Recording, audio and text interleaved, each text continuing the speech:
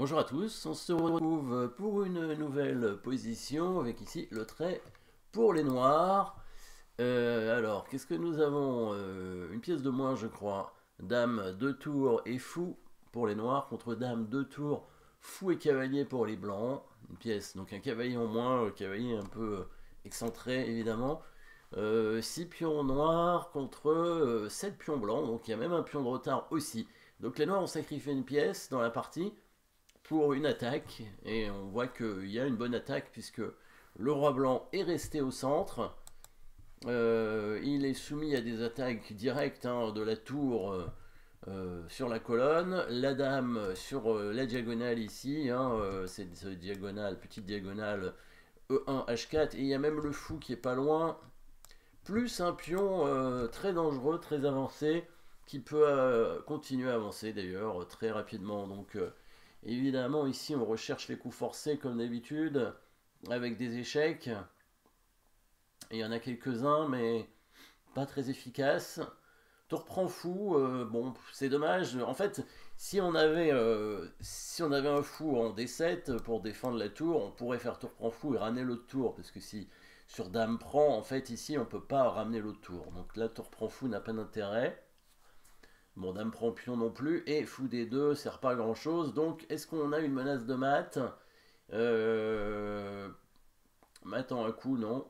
Donc, pas de menace de mat apparemment. Fou E3, fou E3, menace dame prend F2, mais c'est pas une menace de mat, c'est un échec, c'est tout. Ça n'a pas l'air très efficace finalement. Du coup, s'il n'y a pas de menace de mat, alors dame E4, c'est pas une menace de mat non plus, non. Pas de menace de mat, donc on va attaquer la dame, évidemment. Alors, dans la partie, les noirs ont cherché les coups forcés, et ils ont fait le coup forcé de l'attaque de la dame, bien sûr, qui était un bon coup, bien entendu. Il y avait peut-être mieux, en fait, il y avait peut-être la menace d'attaquer la dame, qui était pas mal, avec le coup de tour en E3, qui était intéressant, qui était peut-être un petit peu meilleur, le coup tour E3 pour menacer, donc évidemment, le fameux coup pion D3, c'est ça l'attaque de la dame, bien sûr, le pion qui avance en D3. Là, c'est une menace, puisque le fou étant cloué, ça serait une fourchette, on attaquerait la dame et le fou. Évidemment, on joue sur le clouage du pion ici, et la tour peut aussi coulisser sur l'aile roi si jamais il y a un petit roc, par exemple. Oui, le roi n'a pas bougé, donc il peut y avoir un petit, voire un grand roc. Alors évidemment, grand roc ici n'a pas l'air très bon, mais en tout cas, voilà, tour E3 était intéressant. Les noirs ont choisi le coup forcé. Les coups forcés, tout simplement, avec l'attaque de la dame pour pouvoir amener la tour en E3 en gagnant un temps sur la dame. Bon, il s'est dit, j'ai une pièce de moins quand même, il faut pas que je tarde à créer une attaque. C'est vrai que. Bon, après, il faut qu'on calcule, bien entendu, mais le coup D3 était un bon coup. C'est ce qu'il a joué. Même si tour E3 était probablement plus direct, plus sûr. Alors, D3, regardons ce qui va se passer après dame prend forcé, puisque sinon les noirs vont prendre le fou sur échec. Enfin, si la dame bouge pas, on la prend évidemment.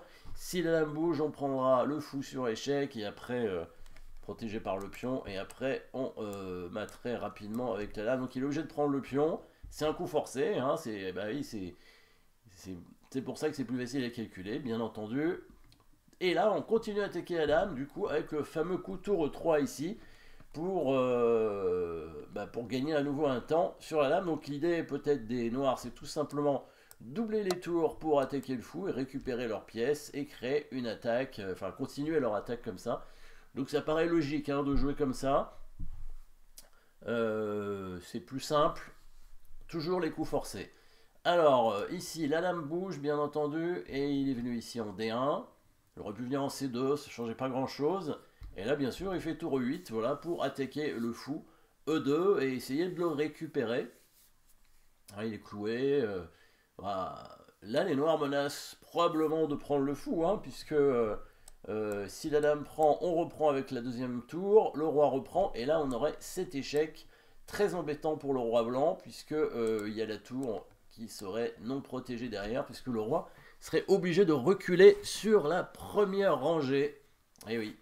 Donc ici, qu'est-ce qu'il a joué? Ben, il a joué petit roc. Alors petit, on va voir la fin de la partie parce que ça va assez vite. Petit roc, les noirs vont tout simplement prendre le fou pour récupérer leur matériel. Après, il aurait pu à nouveau hein, essayer d'être plus agressif en jouant tour prend H3 pour essayer de le mater rapidement. Tour prend H3, alors évidemment le pion n'est plus cloué, donc on a quand même toujours une pièce de moins, mais on a une attaque. Et l'idée c'est d'amener le fou F4 en fait après. Enfin, l'idée principale c'est de prendre en H2 bien sûr, mais la deuxième idée c'est d'amener le fou en F4. Si jamais il fait fou G4, on met quand même le fou en F4, parce que là c'est mat imparable après dame prend H3, et là il va se faire mater hein, quelques coups. Après dame prend H2, mais c'est fini, il peut rien faire. Hein. Il peut pas défendre la case H2. Quand on fait dame prend H2 c'est mat, si la tour bouge ça suffit pas, parce que c'est mat en deux coups. Parce qu'il y a la tour en 8 qui défend. Bon, peut-être tour prend H3 était plus direct. Il a fait tour prend E2 pour récupérer la pièce. Hein, ça paraît assez naturel. Peut-être peut-être il y a un manque de temps hein, aussi dans les parties, on ne sait pas. Donc la dame bouge ici. De toute façon, il n'y a pas grand-chose à faire avec les blancs. Les noirs pouvaient menacer de prendre ici, effectivement, avec le fou qui arrive en F4 comme d'habitude. Il fait dame B3 et il y avait une autre menace, peut-être. Alors, non, la menace n'était pas encore là, puisqu'il y avait la dame en D1. Peut-être qu'il aurait pu mettre la dame en D3 aussi. Enfin, ça n'aurait pas changé grand-chose, en fait. Dame D3 ou dame B3, ça ne changeait rien. Alors, il n'y avait pas le coup qui a été joué dans la partie. Regardons ce qui va se jouer dans la partie après dame B3. Fou E3, voilà, bien joué. Parce que sur pion prend E3, dame G5 échec et mat en G2 ici. Sur, alors, regardons la fin quand même, il a joué KC2, fou prend F2, et il a abandonné je crois, sur roi G2, fou E3 échec, roi F3, tour F2 échec, suivi du mat, hein. Tour prend F2, dame prend F2 mat. Et s'il était venu en G1, en H1 pardon, il y avait dame E4 suivi du mat. Hein. Voilà, donc ici, après, tour prend E2, s'il avait fait dame D3, peut-être le bon coup c'était tour E3 plutôt, hein, que fou E3. Fou E3 n'était pas possible parce qu'il y avait dame prend tour. Donc là, sur pion prend tour, il y a la même chose que tout à l'heure avec dame G5. Tour E3 attaque la dame, encore un coup forcé, hein, bien sûr. La dame a plus de cases, hein, pratiquement, elle est obligée de revenir où elle était. C'est pour ça qu'il est venu en B3, probablement, pour pouvoir peut-être prendre en B7, mais bon, c'était... Tour E3 était jouable aussi sur dame B3 probablement, mais dame prend B7 pouvait éventuellement permettre aux blancs de revenir avec un échec sur la 8ème rangée. Voilà, tour E3 et si la dame bouge, bah, on devrait le mettre assez vite, hein, peut-être avec fou F4, peut-être avec dame prend H3. Dame prend H3 c'est bien, voilà. Dame prend H3 avec la menace fou F4, suivi de dame prend H2, etc. Alors il y avait une autre variante quand même qui était intéressante à la place de petit roc qui n'a pas été joué dans la partie, c'était le coup tour G1 qui bon, qui permet pas au roi de se protéger sur l'aile roi. Enfin, il n'était pas vraiment protégé, hein, faisant petit roc, hein, avec le pion doublé, c'était pas évident. Tour G1, alors là il y a une longue variante qui est gagnante pour les noirs. Donc ici, bah, le coup tour G1 c'est pour éviter que la tour soit prise par la dame. Hein. Maintenant sur tour prend E2, dame prend E2, tour prend E2, roi prend E2, dame E4. Bah, le roi peut bouger et la partie continue parce que il y a dame fou contre deux tours cavaliers, c'est à peu près équilibré au niveau matériel et il y a moins de pièces pour attaquer du coup. Donc ici on va plus prendre le fou avec les noirs, c'est pas suffisant pour l'attaque, on va garder les pièces justement parce que le roi est resté au centre et on va essayer de le mater. Donc le bon coup, tour prend H3 pour menacer tour prend H2 tout simplement avec le mat en F2. Ouais.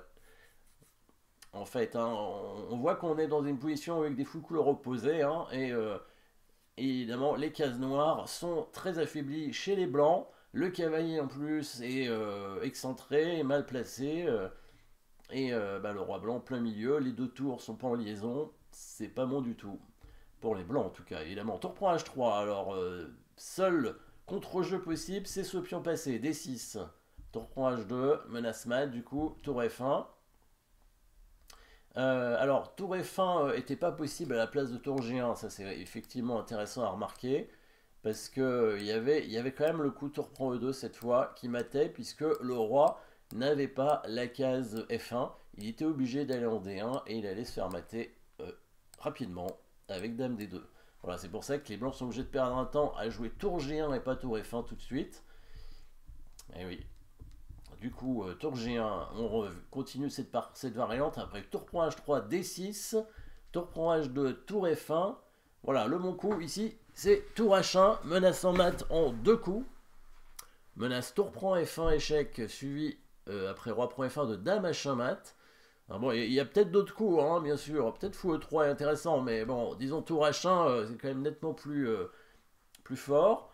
Dame D5 pour contrôler la case, il n'y a pas tellement le choix. Ici, il y a des menaces de mat encore avec Dame G4. Il y a aussi Tour E4 qui est intéressant pour à nouveau menacer mat, ça intercepte la dame. Dame G4, ça menace mat en un coup, évidemment. Hein, on aime bien menacer mat en un coup. Dame D3 pour défendre, il peut pas faire grand chose. Hein. Dame H5, remenace le mat en 2 coups avec Dame prend. Avec tour prend suivi de Dame H1 mat. Hein, et cette fois, la Dame blanche est obligée de garder la défense sur le fou. Hein, donc là, il n'y a plus de Dame D5. F4 pour libérer une case. Et là, on va aller prendre la tour, simplement. Voilà, Dame prend 1. Il peut faire D7. Il faut mettre la tour ici. Bon, là, les noirs ont déjà du matériel en plus, hein, qui était d'avance. C'est pas fini. Hein. Dame E4, menaçant Dame E8 peut-être. Ou Dame E7 pour aller à Dame avec le pion. Et là, on sacrifie la tour, tour prend D7, intéressant, Dame E8, fou F8, Dame prend D7, et en fait, après, fou C5 échec, et ben c'est un mat avec le fou et la dame. Donc on est dans une position avec des fous couleurs opposées, donc ça aurait pu être une combinaison à jouer à ce moment-là. Hein. C'est peut-être la meilleure façon de jouer avec les noirs, hein. Peut-être pas la seule, hein, c'est possible. Mais... c'est vrai qu'ici, dans cette position, si on joue pas fou F8, on peut peut-être jouer roi F8 éventuellement, pour essayer d'empêcher la dame de rentrer, mais c'est triste comme coup. Évidemment, ça c'est nettement plus fort. Alors tour prend D7, pardon, pas fou F8, tour prend D7, mais on peut faire fou F8 d'abord, hein. Je pense que ça change rien. Si on fait d'abord fou F8, dame 8, tour prend D7, c'est une interversion de coup en fait. Hein, fou F8, dame 8 et tour prend D7. Interversion de coup, c'est la même position après. Mais bon, là, on force. Au moins, on a pris le pion dangereux. On force la suite. Pratiquement. Fou C5. Voilà. Et les noirs calculent bien. Bon, même si c'est pas la partie, ça aurait pu être la partie. Et si on calcule bien avec les noirs, on voit que c'est mat imparable ici. En quelques coups. Avec simplement le fou et la dame. Les cases noires sont trop affaiblies. La dame et le fou sont trop forts. Par exemple, roi F1, dame H1 échec. Sur roi G2, il y aurait dame G1, bien entendu. Hein. Voilà, protégé par le fou. Donc il n'y a pas grand chose d'autre à faire. Voilà, roi G3, dame G1, roi H3. Dame E3 échec. Voilà, s'il redescend, on va reprendre son fou et par exemple roi G2. Dame prend E2, roi H3. Dame F1 peut-être, c'est le plus rapide. Roi G3, après on va ramener le fou en F2. Le fou qui va aider évidemment, hein. Roi F3. Là, je pense qu'il faut le mettre en G1. Voilà, roi G3, dame F2. C'est assez long, mais bon, c'est un mat forcé, hein, pratiquement. Enfin, si, c'est pas pratiquement, c'est mat forcé. Dame G2, voilà. Roi H4 et fou F2 mat. Voilà. C'est très long, bien sûr, mais c'est un mat forcé. Qu'est-ce qui aurait pu se passer s'il montait avec le roi en H4, dame prend F4 échec, du coup, et s'il couvre, échec, échec ici, voilà. Et il va perdre sa dame et il va se faire mater quand même, hein, même en perdant sa dame. S'il était venu en H3, on aurait continué à faire échec avec la dame. Et voilà, s'il vient en H4, s'il vient en G2, pareil, on va prendre le fou. S'il vient en H4, on peut simplement prendre le fou, ou alors on peut faire, pardon, on peut faire échec aussi avec le fou en E7. Hein. pour gagner la dame. Après, alors là, c'est pas tout à fait un mat forcé, mais bon, on va gagner la dame en tout cas, ça c'est sûr. Voilà, en tout cas, c'était une variante hein, possible avec le coup tour G1. Les blancs ont fait le petit roc pour essayer éventuellement de protéger leur roi et de lier leur tour, mais ils vont jamais y arriver dans la partie. Voilà, partie compliquée quand même. Merci d'avoir suivi cette position. N'oubliez pas de vous abonner et à très bientôt.